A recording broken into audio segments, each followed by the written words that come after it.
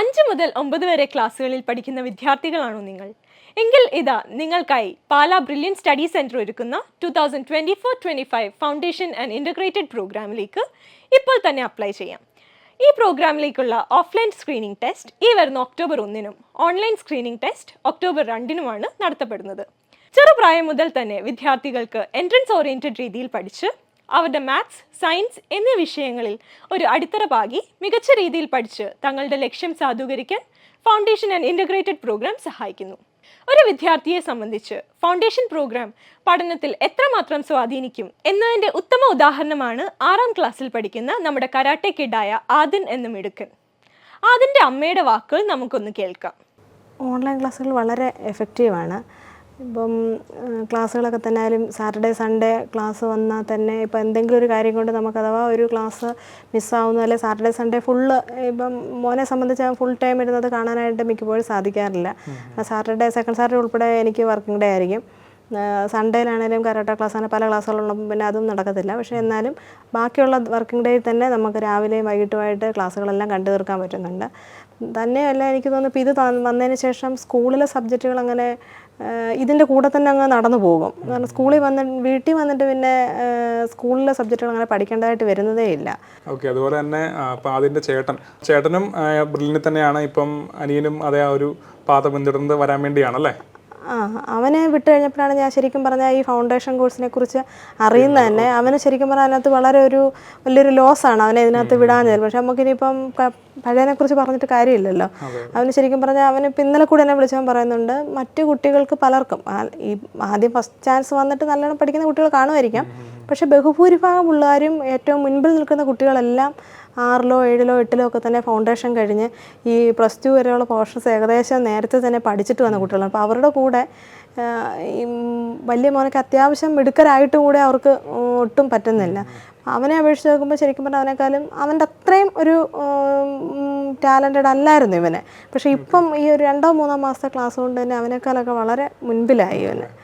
JEE main പരീക്ഷയിൽ 100% സ്കോറും JEE advance പരീക്ഷയിൽ അഖിലേന്ത്യാ തലത്തിൽ 195ാം റാങ്കും കരസ്ഥമാക്കി എല്ലാവരുടെയും അഭിമാനമായി മാറിയ മിടുക്കനാണ് നമ്മുടെ സ്വന്തം ആഷിഖ് സ്റ്റെനി.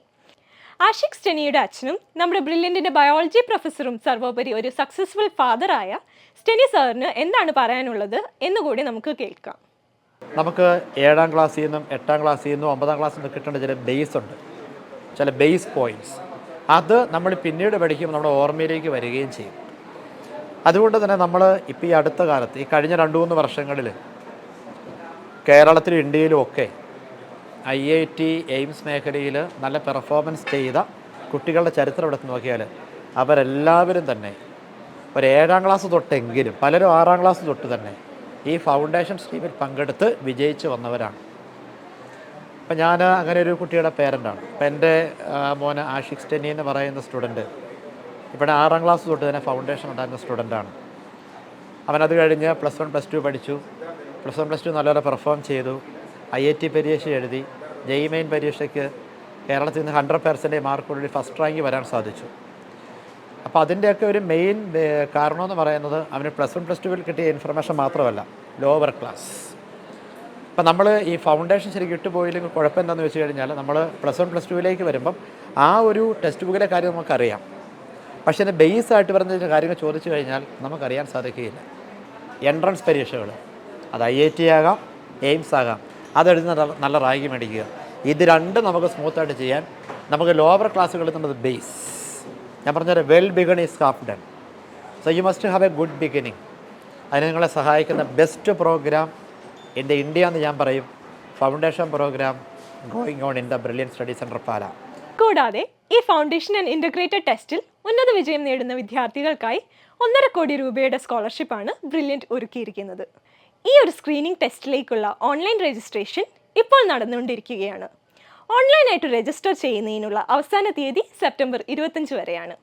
കൂടുതൽ വിവരങ്ങൾക്കായി brilliantpala.org എന്ന വെബ്സൈറ്റിലുള്ള കോഴ്സ് ബ്രോഷർ സന്ദർശിച്ച് ഇപ്പോൾ തന്നെ രജിസ്റ്റർ ചെയ്യുക.